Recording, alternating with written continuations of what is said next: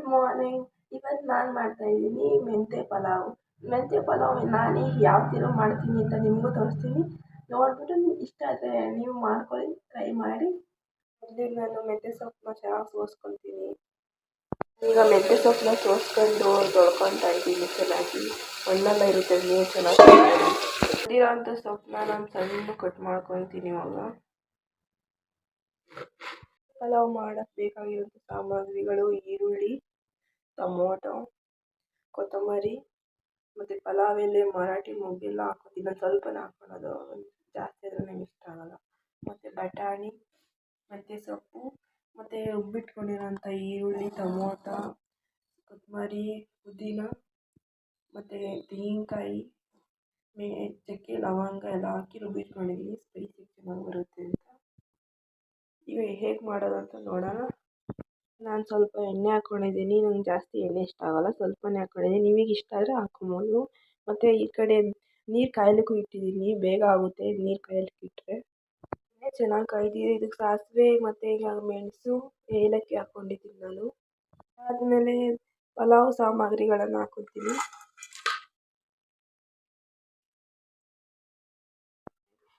Cut ಮಾಡಿ ಇಟ್ಕೊಂಡಿರೋಂಥ ಈರುಳ್ಳಿ ಹಾಕ್ತೀನಿ.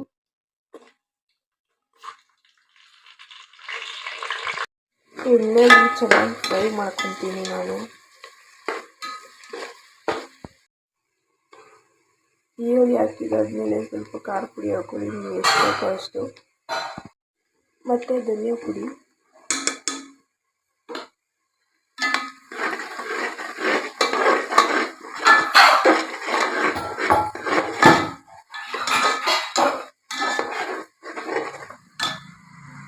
ಮಾಡಿ ಇಟ್ಕೊಂಡಿರೋಂಥ ಟೊಮೊಟೊ ಹಾಕ್ತೀನಿ.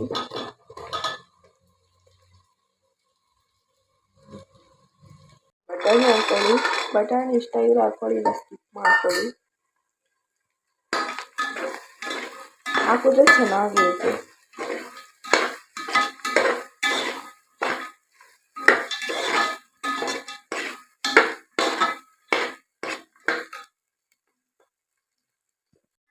ಒಂದು 2 ಮಿನಿಟ್ಸ್ ಚೆನ್ನಾಗಿ ಫ್ರೈ ಮಾಡ್ಕೊಳ್ಳಿ.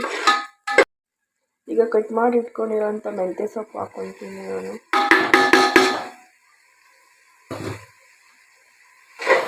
ಚೆನ್ನಾಗಿ ಎಣ್ಣೆಲಿ ಫ್ರೈ ಮಾಡಬೇಕು ಇದನ್ನು, ಇಲ್ಲಾಂದರೆ ಹಸಿ ಹಸಿಯಾಗಿರುತ್ತೆ.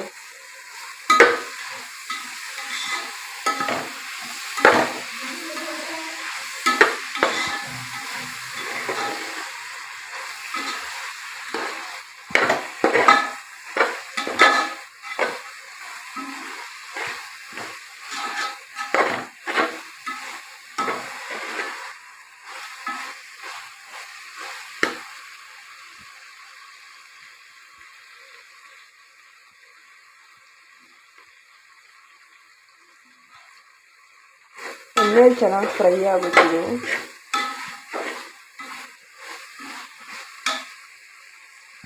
ಈಗ ರುಬ್ಬಿಟ್ಕೊಂಡಿರೋಂಥ ಮಸಾಲೆ ಹಾಕ್ತೀನಿ ನಾನು.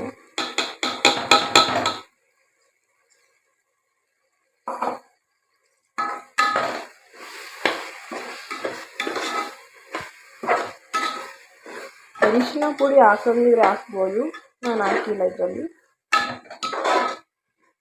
ಮತ್ತು ತುಪ್ಪನೂ ಯೂಸ್ ಮಾಡ್ಕೊಬೋದು, ನೀವು ತುಂಬ ಚೆನ್ನಾಗಿರುತ್ತೆ. ನಾನು ಬೇಡ ಅಂತ ಸ್ಕಿಪ್ ಮಾಡಿದ್ದೆ.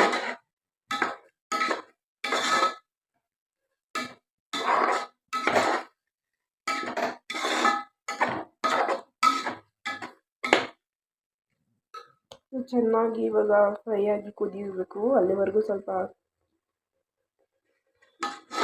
ಹೈ ಫ್ಲೇಮ್ ಇಟ್ಕೊಂಡು ಚೆನ್ನಾಗಿ ಫ್ರೈ ಮಾಡ್ಕೊಳ್ಳಿ.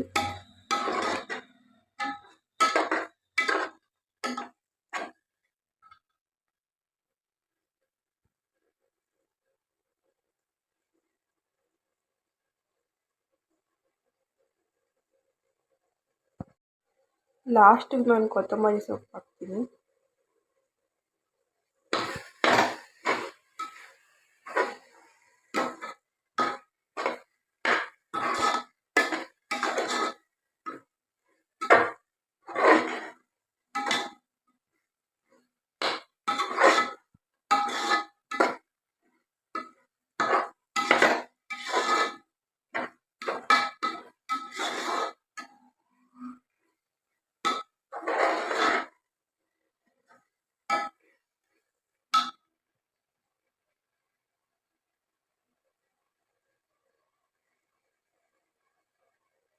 ಚೆನ್ನಾಗೆಲ್ಲ ಮಿಕ್ಸ್ ಆಗಬೇಕೀಗ ಇದು.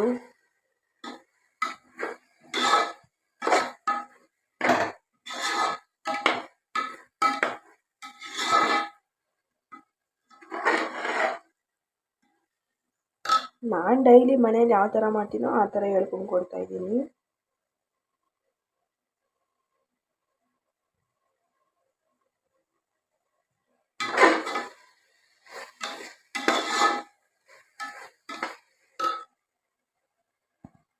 ಈಗ ಕಾಯ್ದಿರೋಂಥ ನೀರು ಹಾಕೊಂತೀನಿ, ಬಿಸಿ ನೀರು, ಬೇಗ ಆಗುತ್ತೆ ಅಡುಗೆ. ನೀರೆಲ್ಲ ಹಾಕ್ಕೊಂಡ್ಮೇಲೆ ನಾನು ಲಾಸ್ಟಿಗೆ ಉಪ್ಪು ಹಾಕ್ತೀನಿ.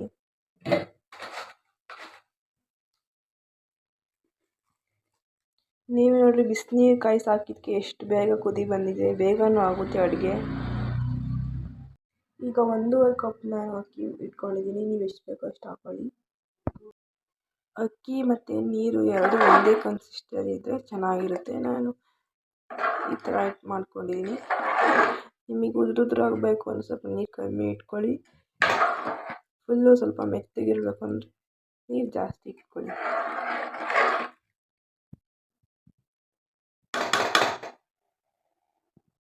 ಈಗ ಕುಕ್ಕರ್ ಬಾಯ ಮುಚ್ಚಿ ನಾನು 2 ವಿಷಲ್ ಕೂಗಕ್ಕೆ ಬಿಡ್ತೀನಿ. 2 ವಿಷಲ್ ಕೂಗಿದ್ಮೇಲೆ ತಕ್ಕೊಳ್ಳಿ ಸಾಕು.